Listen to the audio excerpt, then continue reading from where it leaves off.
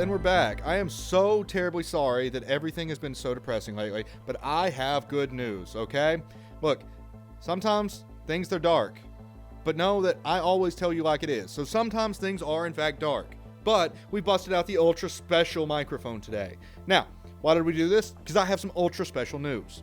As bad as things may appear in our economy, as hopeless as it may be for a lot of people, there really, really is some good things. And let me tell you about those good things, okay?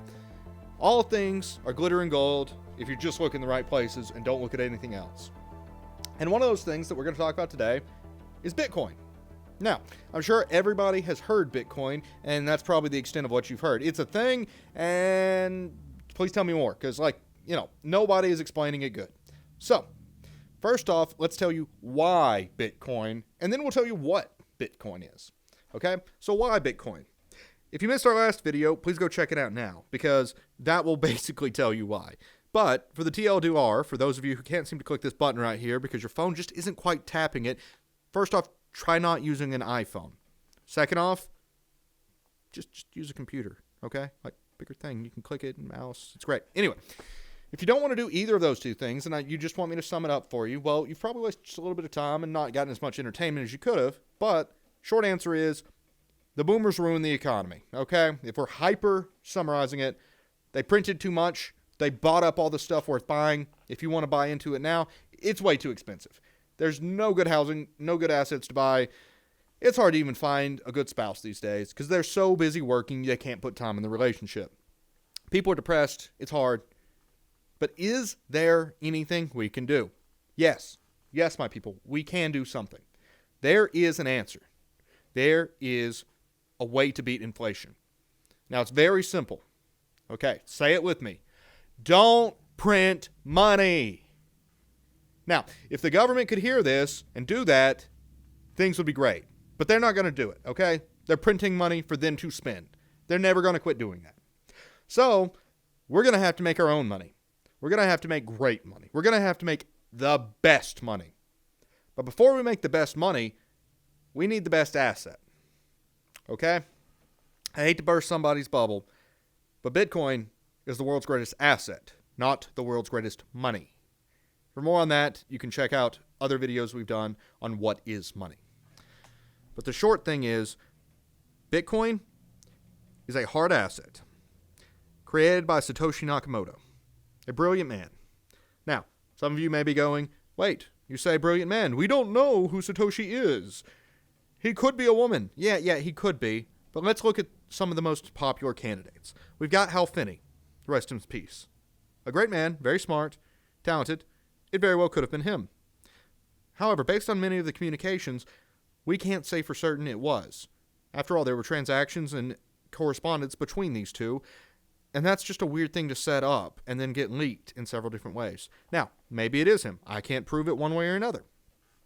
We also have a known cartel member who was brilliant, a computer programmer, and for those of you who really are interested in the nitty-gritty, this man was a poker addict. Now, how does that have anything to do with Bitcoin, you might ask? Well, for some of you code junkies like myself who looked into the base versions of Bitcoin, you might find that there's a poker machine built in there.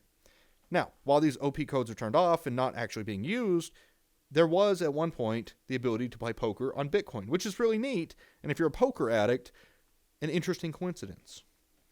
Funny enough, he's been in prison while Satoshi has been off the face of the universe. Now, coincidence? Probably. It's almost certainly. But he also has several other connections that maybe we'll discuss at a later date. Now, some people, mostly Craig Wright himself, have suggested Craig Wright is in fact Satoshi. To that, I say, that has been said by at least one person on Earth, and that's all we're saying about that. And if you feel like I have somehow disparaged you, sue me, bro. Come at me. I have more money and more lawyers than you. I'll see you in court. Have fun. You won't be the first L that I've made somebody chalk up. Now, let's move on to why Bitcoin is so awesome. And the answer is, it's because there is no man behind the money printer. Okay? Every coin, and that's 21 million of them when it's all minted out, will be backed by energy, time, and effort on somebody, fairly won through competitive efforts.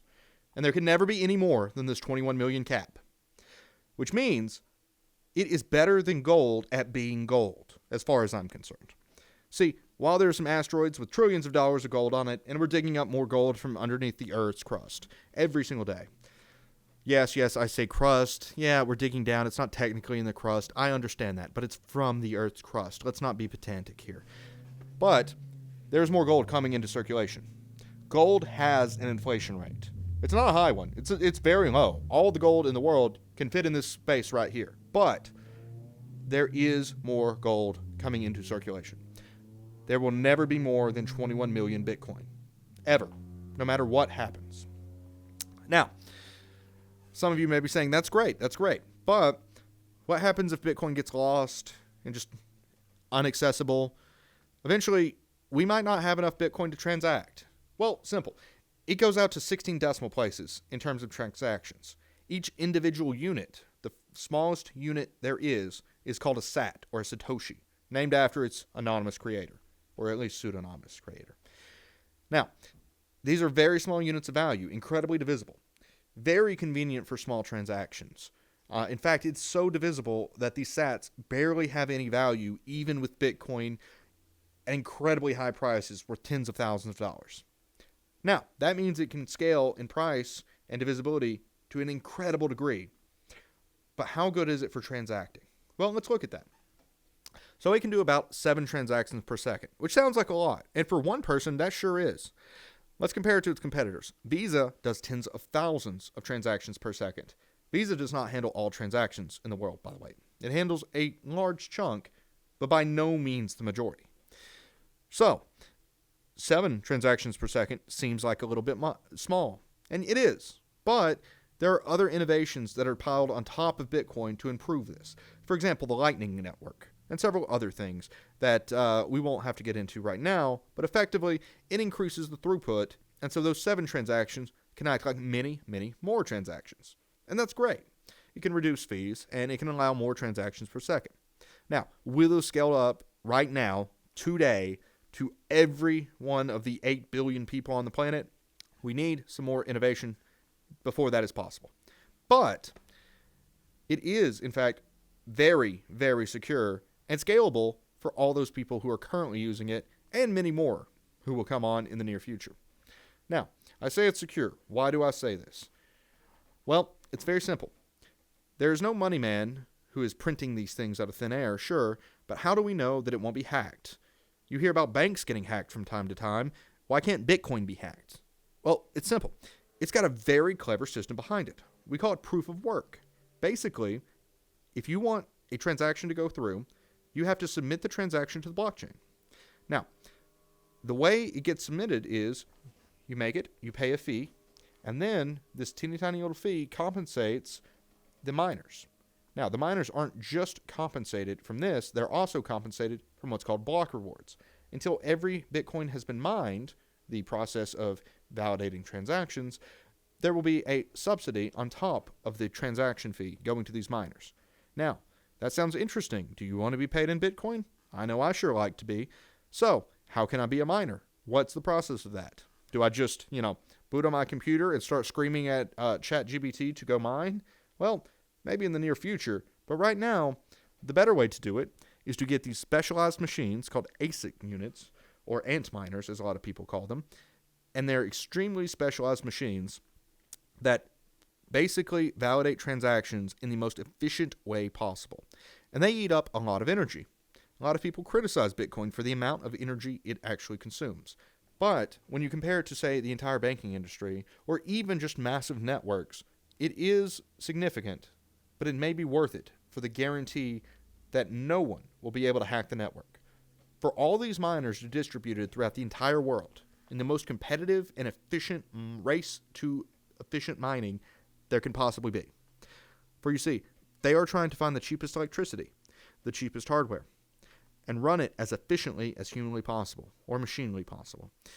This enables maximum efficiency to be fought over for every single watt of power consumption. You can't say that about the banking sector. You can't say that about the credit card companies. No other incentive structure exists for a system to keep improving efficiency like this. Now, while this may be great, while it's decentralized both in power, use, energy, time, money, there is still something we have to address.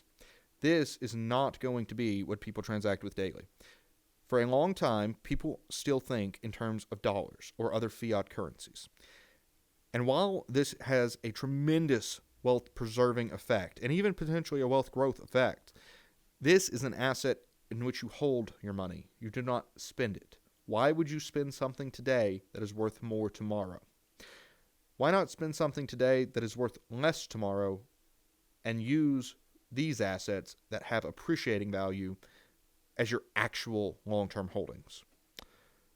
I propose that Bitcoin, it is not a currency, it is an extreme wealth preservation and potential growth device. I liken it to what we all pretend gold is today. The great, hard, super effective asset. Only this time, it doesn't weigh a ton. This time, we don't tarnish it. This time, we don't need to pay somebody to store it.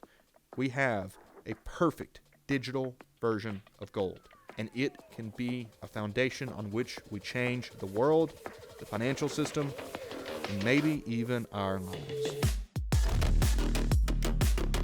And that's all we're saying about that.